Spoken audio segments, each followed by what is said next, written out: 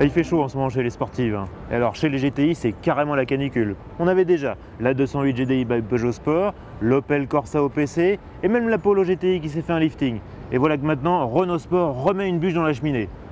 On se souvient que la première Clio RS nous avait un petit peu déçus, pas assez sportive, pas assez rigoureuse.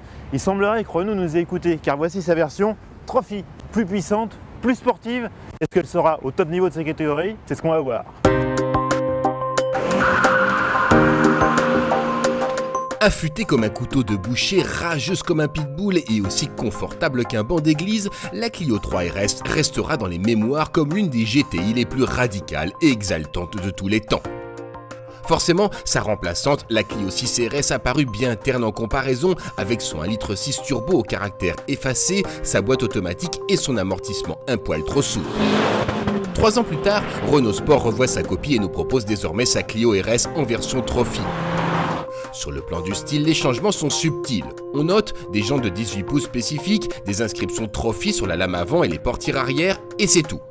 À l'intérieur, la grosse nouveauté, ce sont ces excellents sièges baquets qui sont beaux, confortables et qui maintiennent très bien le corps. Par contre, pour le reste, la présentation reste très plastique.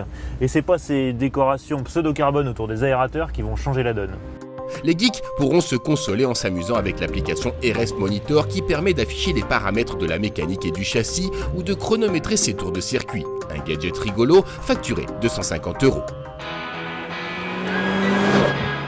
La Clio RS Trophy coûte au total 3 050 € de plus que la version normale. Un supplément qui donne accès à 20 chevaux supplémentaires, soit 220 au total, et à un couple en légère hausse. La boîte à double embrayage EDC a pour sa part été revue pour plus de réactivité. Bon, autant le dire tout de suite, hein, les 20 chevaux supplémentaires, ils ne sautent pas vraiment aux yeux. D'ailleurs, on ne gagne que 1/10 sur le 0 à 100, autant dire rien. Par contre, les progrès sur la boîte sont plus sensibles. En mode sport ou race, quand on utilise les palettes, elle est nettement plus réactive. En revanche, en mode automatique, elle est toujours un petit peu hésitante. Mais ce n'est pas tout. La Clio RS Trophy adopte également un châssis rabaissé, des amortisseurs plus fermes et une direction plus directe. Grâce à ces modifications, la Clio RS est mieux assise, plus précise, sans pour autant devenir inconfortable. Bon, maintenant, pour qu'elle devienne vraiment attachante, il lui manque encore un ingrédient de taille, un différentiel autobloquant. Avec ça, elle deviendrait un outil de précision à l'égal de sa grande sœur, la Mégane RS. La Clio RS a gagné en tempérament dans cette version Trophy plus performante et surtout plus efficace en amortissement.